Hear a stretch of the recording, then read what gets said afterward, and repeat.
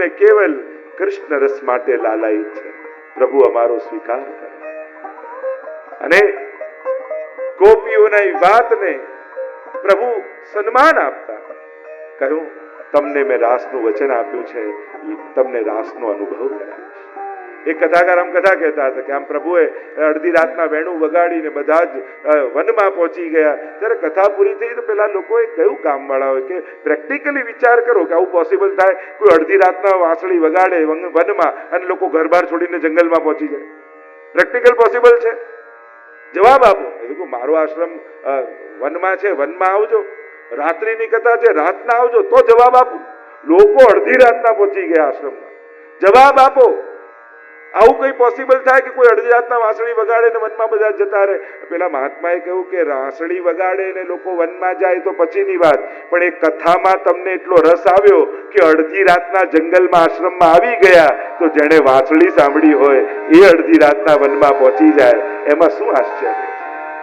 પ્રભુની લીલાઓમાં એટલો રસ આવે છે કે તમે બધા સંસારના કામ છોડી કથામાં બેસી જાઓ છો. જે એક દિવસ દુકાન ન છોડે, જે એક દિવસ ધંધો ન છોડે, એ મૂકીને કથામાં આવે તો વિચાર કરો, ભગવાન તમારો સંસાર છોડાવી દે એમાં શું આશ્ચર્ય છે? ભગવદીઓના ચરિત્ર તમે જ્યારે વાંચો છો કે આમ સંસારમાંથી આસક્તિ જતી રહી, ભગવતમય છે, તમને આશ્ચર્ય કે આવું કઈ પ્રેક્ટિકલ પોસિબલ થાય? આ 3 કલાકનો રોજ ટ્રેલર તો જુઓ છો કે તમે બધું છોડી અને કથા માટે આવીને બેસી જાઓ છો તો ખરેખર ભગવાને જેને સ્વીકારી લીધા હોય એનો સંસાર છૂટી જાય એમાં કોઈ આશ્ચર્ય નહીં. ઘણીવાર આપણી સાંસારિક વૃત્તિઓ હોય ને અને ભગવદીઓના ચરિત્ર વાંચીએ ને આપણને આશ્ચર્ય થાય. આમ રાજા માનસિંહ આગળ આરસીની ના પાડી દીધી. અકબર બાદશાહને કુંભનદાસ એમ કહે કે આજ પછી મુખ બતાવતો નહીં, મને બોલાવતો નહીં, ભક્તન કો કાળ. આવું કઈ પોસિબલ થાય પ્રેક્ટિકલી? પણ જ્યારે તમારા જીવનમાં ઘટે ને અને ભગવાનમાં પ્રેમ લાગે ને ત્યારે તમને સમજાય કે આવું સંભવ છે. ભગવાનમાં જેમ કોઈએ પેંડો ખાઈ લીધો હોય પછી ખાંડ નાખેલું દૂધ પીએ ને તો ફીકું જ લાગે.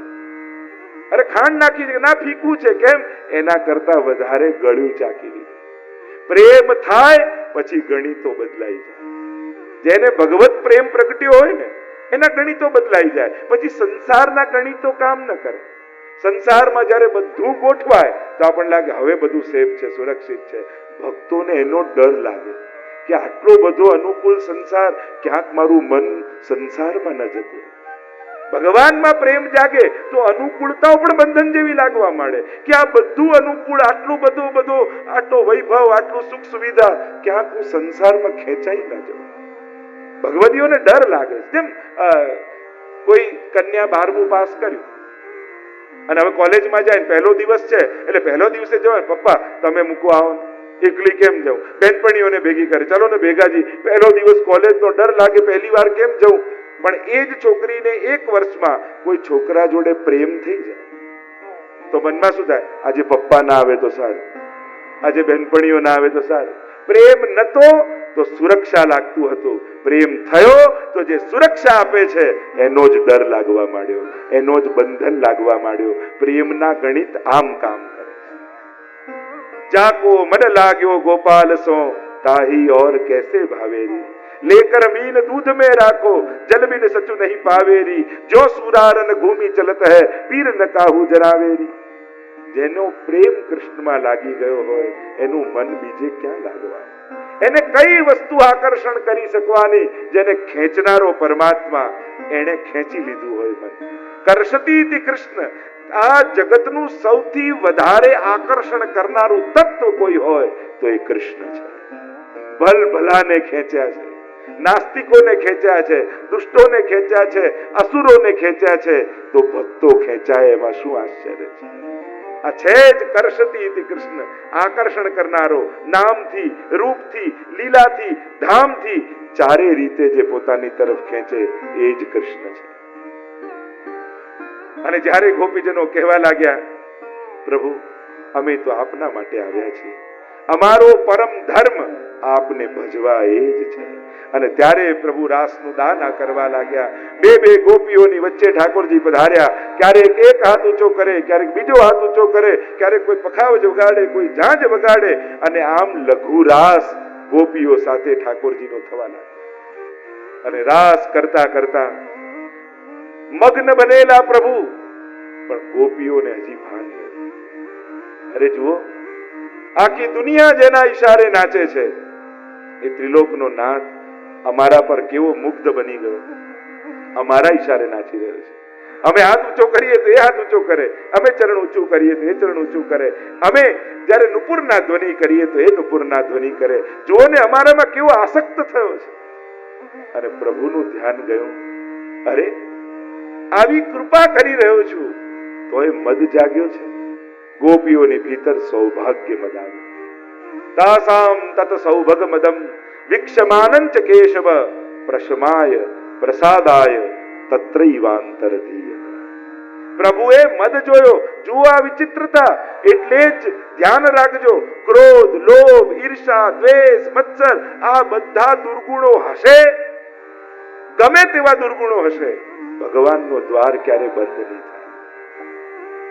ક્યારે પણ પાપી માટે ભગવાનનો દ્વાર બંધ નથી, પણ અહંકારી માટે ક્યારે દ્વાર ખુલતો નથી. ભગવાનને અહંકારી નથી ગમતો. ગમે તેવું પાપી હશે ને તો અપી ચેત્સુ દુરાચારો ભજતે મામ અનન્ય ભાગ સાધુરેવ સમંતવ્ય સમ્યક વસ્તો હિ સ. ગીતાજીમાં તો કહે મને ભજનારો એ પાપીને પણ સાધુ જાણો. પણ અહંકારી માટે ભગવાનના દ્વાર બંધ છે. અને વિચિત્રતા જુઓ, ભગવાનનો હાથમાં પકડ્યો છે તોય અહંકાર જાગી શકે છે. તો આપણો તો હાથ છૂટે અનંત જન્મોનો અંતરાય થઈ ગયો છે. કેટલા જન્મો થયા એનાથી વિખૂટા પડે તો આપણી ભીતર તો મદ જાગવાની કેટલી સંભાવનાઓ છે.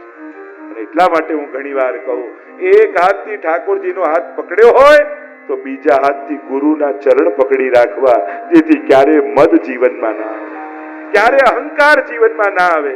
કારણ કે ગુરુ કૃપા થાય તો જ અહંકાર જીવનમાંથી જાય.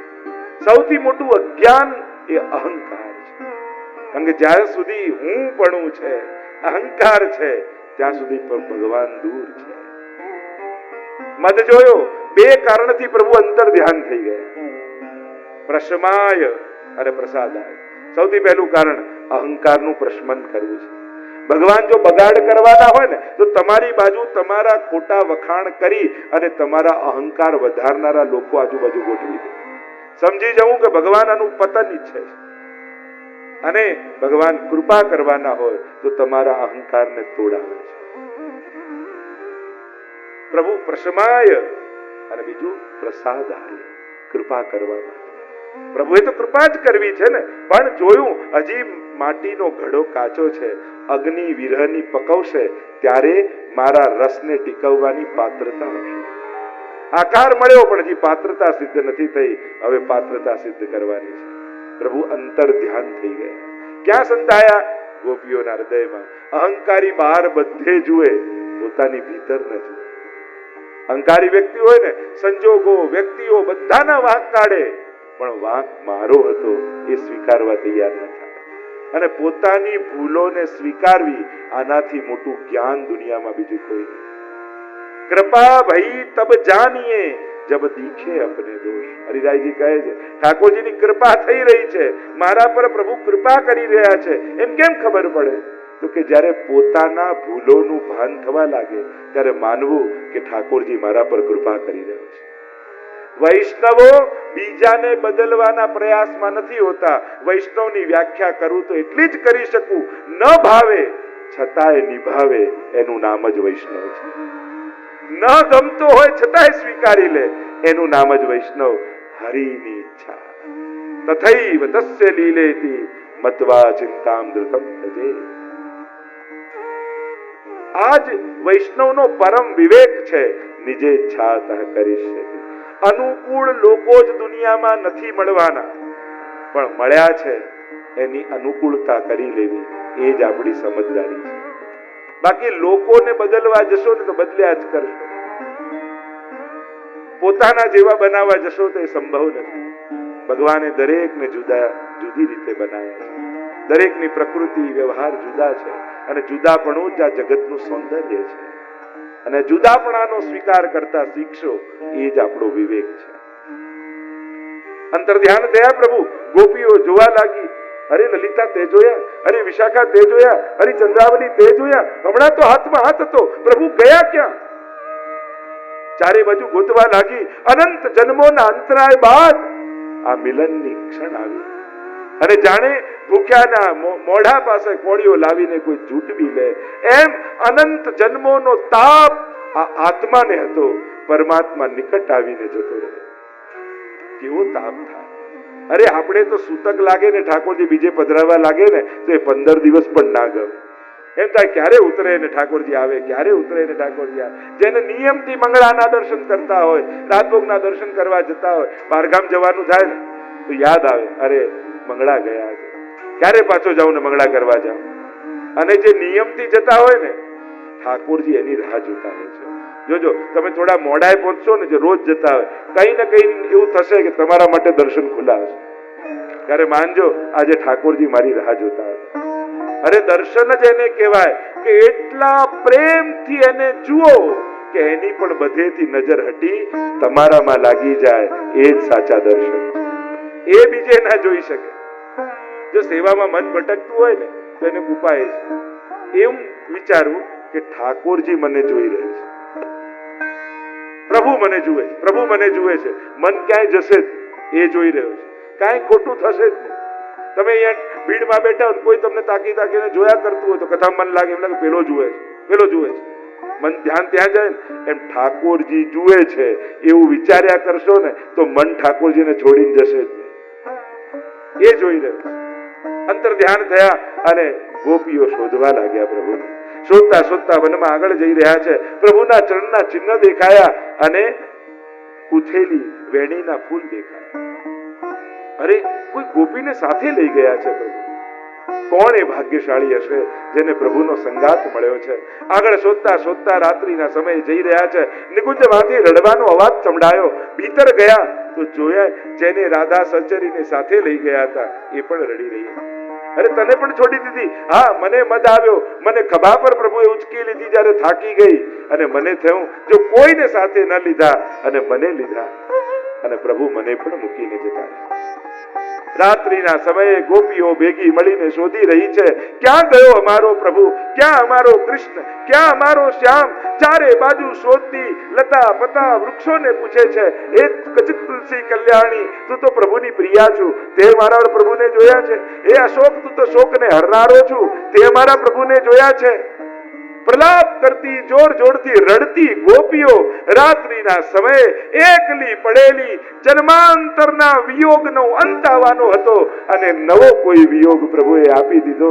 ચારે બાજુ ગોતતી મારો શ્યામ મને જડતો નથી, મારો શ્યામ મને જડતો નથી, મારો શ્યામ મને જડતો નથી. કોઈ શ્યામ બતાવો, કોઈ શ્યામ બતાવો, કોઈ શ્યામ બતાવો, કોઈ શ્યામ મિલાવો, મારો શ્યામ મને જડતો નથી, મારો શ્યામ મને જડતો નથી. આપ તો વૃંદાવનના ચંદ છો અને શરદની રાત્રિ ચંદ્રમા વગરની હોય તો કેવી ફીકી લાગે, એમ પ્રભુ આપના વગર અમારું જીવન પણ એવું હશે. શ્યામ વિનાનું જીવન સૂનું, શ્યામ વિનાનું જીવન સૂનું, ચંદ્ર વિનાની રાતડી જેવું, મારો શ્યામ મને જડતો નથી મારો શ્યામ મને જડતો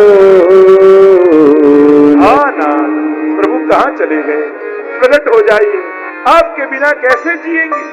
हम तो भूतल पर ही आई हैं आपके लिए। आ સુતી રૂપા, આ ઋષિ રૂપા આવ્યા છીએ આપને પામવા માટે। આપ જ અમારા જીવનનું પરમ લક્ષ્ય છો। આપ નહીં મળો તો પ્રાણોના ત્યાગ કરી દઈશું।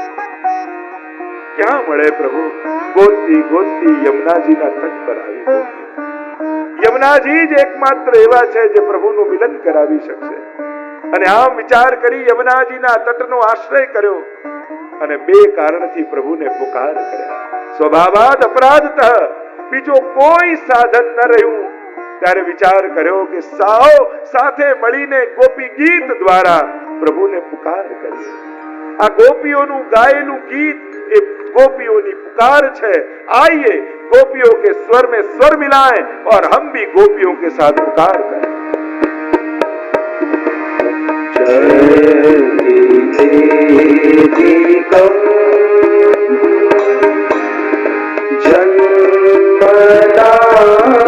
व्रज शयत इंदिरा शाश्वत